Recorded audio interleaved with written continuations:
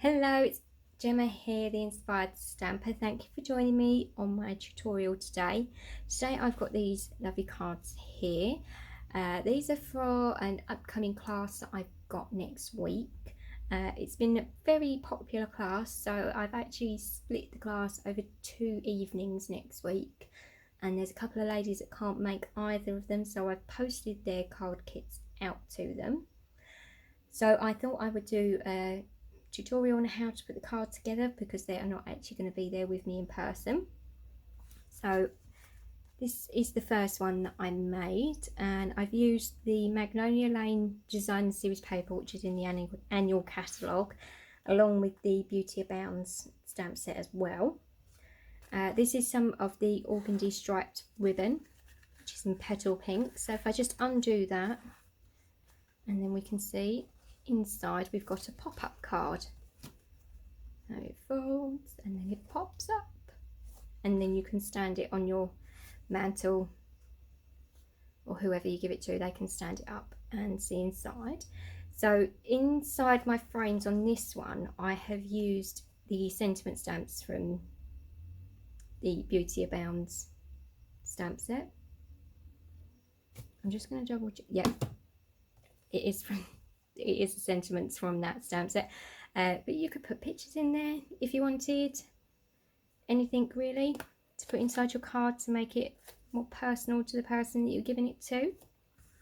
So I've got that one there, and then again, this one I have used the Magnolia Lane Design Series paper, but I've used the stripes on this one. And the stamp set here is the Beautiful Friendship one. And I've got a little bit of Winker Stella on there as well. I don't know if you'll see it, possibly not. But again, open up the side and it pops up inside. And this one is More Birthday. And there we go, we've got that little oval there for a message to write inside. So if I pop these out of the way, I will tell you what you need and show you how to make one. So today I'm actually going to make a Christmas card because I thought it'd be an ideal opportunity to share with you a couple of the new products that are coming in the new autumn winter catalogue. So I have used the Perfectly Plaid stamp set along with the coordinating pine tree punch, which obviously coordinates and cuts out our trees in there. And then the Designer Series paper that I've used is the Wrapped in Plaid Speciality Designer Series paper. You'll see it's got some gold accents on the plaid side, loads of different designs to choose from. And then the other side we've got some more Christmassy images. We've got some stripes, reindeers, Christmas trees, a bit of holly, more reindeers, some polka dots. So that's a lovely stack of papers for Christmas, that one. So I'll pop that out of the way.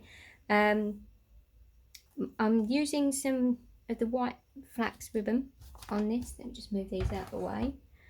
That's the only Whisper white ribbon I had to hand, so that's why I've used that. But you'll see I've also done a lot of the stamping and punching as well. And this is going to be for decorating our card, and I will talk that through you when we get there. But here's the Designer Series paper that I've picked out of the stack. You need 3 pieces of this, measuring 4 3/4 of an inch by 4 3/4 of an inch. Then we need a piece of card to make our pop-up mechanism inside. This measures 6 inches by 7.5 inches, and I've used the thick Whisper white. And then for the outside of our card, I've used some cherry cobbler, and this is 10 inches by 5 inches, and we're just going to score that one straight in half, and that's going to make our card base. So the first thing we're going to do is start on our pop-up mechanism. I'll just move those bits of ribbon out of the way, and I'm going to bring in my piece of card and my scoreboard. There we go. Now the first scoring we're going to do along the 6-inch side is at 3 inches straight down the middle in half. And then we're going to turn our cardstock, so we've got our 7.5 inch side at the top, and we are going to score it at 1/2 inch, 3.5 inches, 4 inches and 7 inches. So it gives us our 4 squares with a border either side and one down the middle. The next thing we need to do is cut out our squares before we go any further. So I've used this stitched shapes dies for this, and I'm going to be using the second biggest square, so not the largest, the next one down. And all I'm going to do is I'm going to pick an end, because you'll see they're both the same at the moment, but I'm just going to choose a box and I'm going to pop this in the middle here. You see I've got a bit of tape on there just to hold that in place, like so. And then I'm going to run this through my die cutting machine, which I'm going to do off camera because it's on the other side of the room. And I just tried to bring it over and I nearly knocked everything over and I had to start again. So we're going to pause and then I'll come back when I've got both the apertures cut out. So there we go, I've got both of my apertures cut now, my squares. So I'll just push this one out, there we go.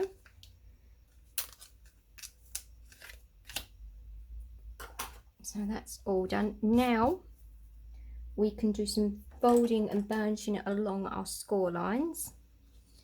Now I'm going to do the score lines going across this way first. So I'm going to take these and give these a really good push down and flatten. Obviously you need to take care where we've die cut here because there's not much space. There we go. And then just this final one down the bottom here as well.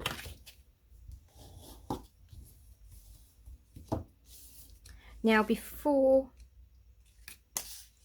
we fold along this line here, we're going to do a little bit of cutting first. So we are going to cut, so if you turn it around so you've got your cutouts at the top, we're going to cut from the bottom here up to this third score line. Now you can pop this on your paper trimmer and line it up. I'm just going to do it by hand carefully.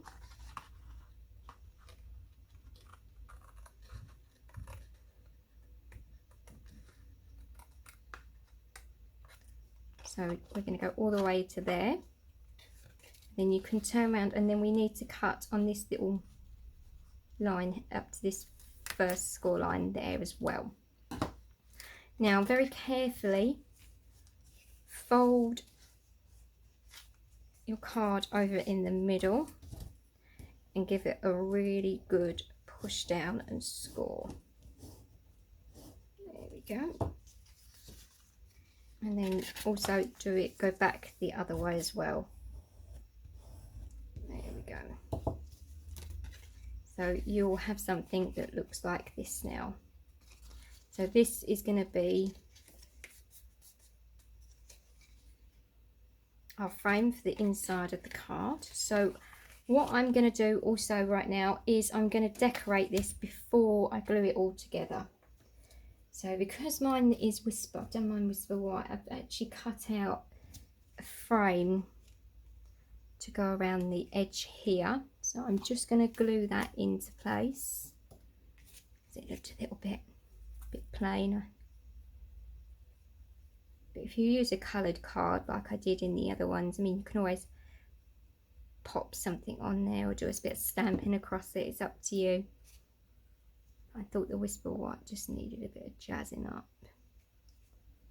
So we can just carefully line that up. To cut my frame, I just used the same square that I cut out my frame with, and then the larger one in the set. Use them together to give me the frame.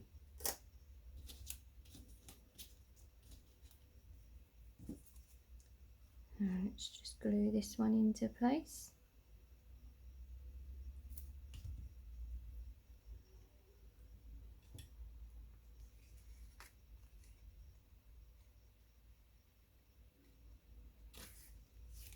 There we go. I've also got a couple of tiny little bits of designer series paper as well, which I'm just going to glue across the top to break that up a little bit.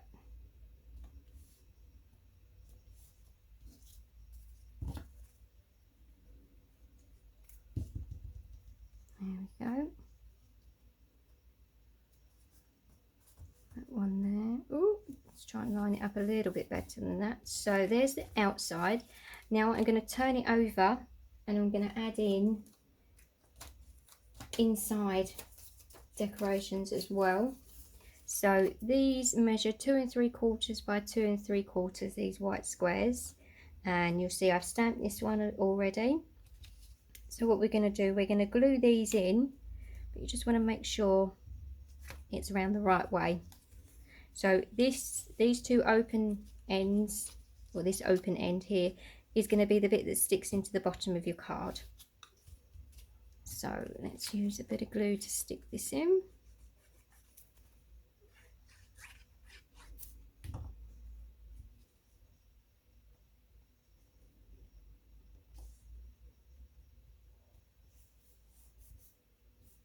That's one side, and then this side I just need to layer up still. So I shall glue in my whisper white square first.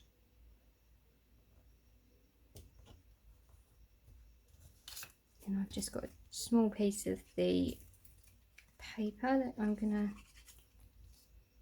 pop in, and my glue won't come out. Bunged up. Suddenly got very warm again. My glue doesn't like working when it's warm. There we go. So I'll pop that there. And I think I am going to pop that on dimensional. I would be careful not to use too many dimensionals inside the frame, because they obviously need to fold flat inside the card. However, I think one layer should be fine. Get off my finger. There we go. So we've got ho ho ho on that side, and then we've got our sentiment on that one. So now we can glue our frame together. So this is going to come down over the top, and you'll see that's going to be inside our card. So I'm going to put some tape on these top flaps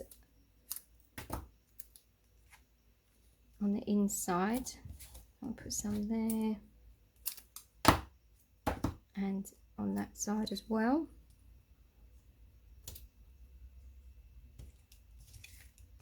And then I'm going to fold these bottom ones up, and we're going to fold that down on top to join them together. I take the backing off, and then just going to stick one side down at a time.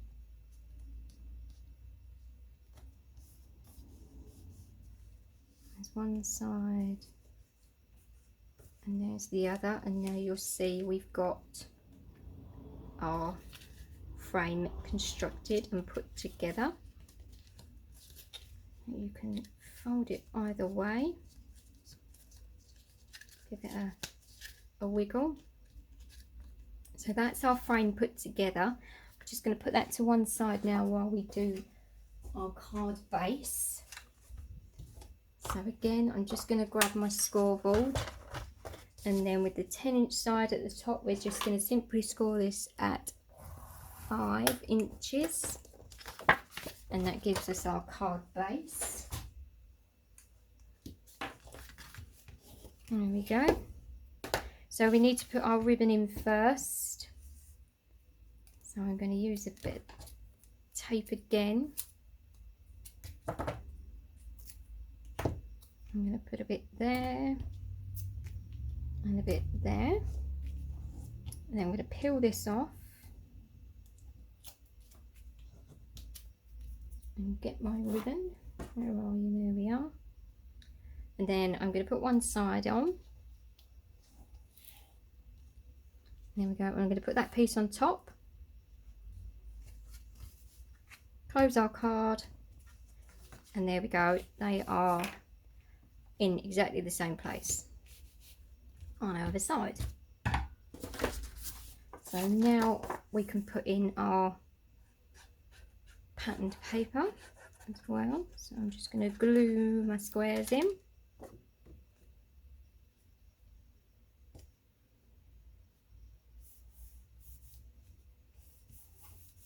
One side.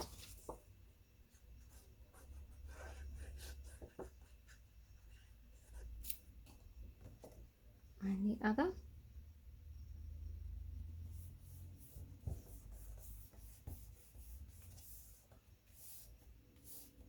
And then we can take our oval as well. I'm going to leave mine plain in this one so I've got plenty of space. And I'm just going to stick that at the top there. So if we close this up for a moment, we'll let that dry off inside. We can then decorate the front of our card. So again, I'm going to stick on my last square of paper. And there we go. And then I've got my piece of Whisper White that I've stamped and decorated for the front. Glue that down to my piece of cherry cobbler. This piece of Whisper White measures 3 inches by 4 inches, and the piece of cherry cobbler that it's layered on measures 4 1/8 of an inch by 3 1/8 of an inch. I'm going to use some dimensionals on that to pop that onto my card, I think. Let's pop some on.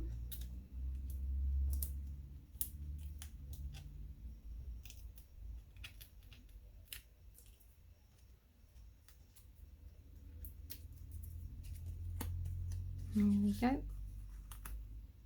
And we can pop that on the front of our card.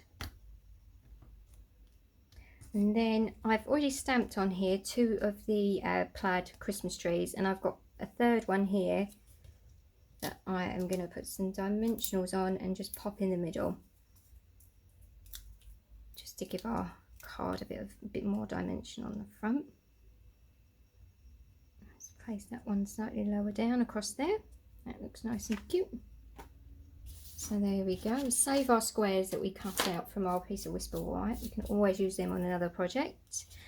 Now all we've got to do is put our pop-up mechanism inside our card. So as you'll see on this one, when you open it up and go to close it again, it's going to come downwards. So these front edges are going to fold inwards.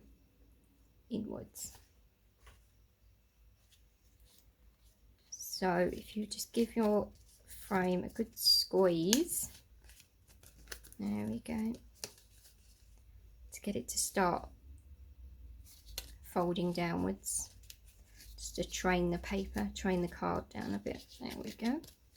Now on this bottom edge here, we're going to put quite a lot of glue, because it's going to be a little bit of trial and error as to where it sits inside. There's definitely a wrong place to put it in, but it's quite difficult to describe the right place where to glue this in. But we're going to use this central score line here, and we're going to line that up with the center of our pop-up frame. So if I turn this over, hopefully you can see, I'm going to bring these quite close to the edge of our designer series paper. I just stand that up. Oh, if I just bring it a little bit closer, you'll see it is squidging away a little bit because there's quite a little glue, but you need a little bit of give, and we need to be able to wiggle this about to get it in exactly the right place. So I'm gonna try by closing it, just gently holding on, helping it fold for the first time and bringing it down and holding it flat for a second or so. Then I'm going to open it out again, and you'll see it's sort of settled into the right place. So you'll see now as we open, if we close our card and as we open it back up, whoop, see, not quite glue, went too far. There we go. It's in the right place, and it's not going to buckle or fold anywhere where it shouldn't do once you've closed your card. So there we go. And obviously be careful, because it can pop up if you go too far, like it just did a minute ago. But that's the positioning that you sort of want to go to. It's actually quite easy doing it with the pad paper, because you've got some lines. But the other patterns are a little bit different. There's no lines or anything on them. So that is our finished card, and then you can close it up. I would suggest you leave it closed to let it dry off properly, and then we can just tie our ribbon on the side. Just turn it to one side to tie it up.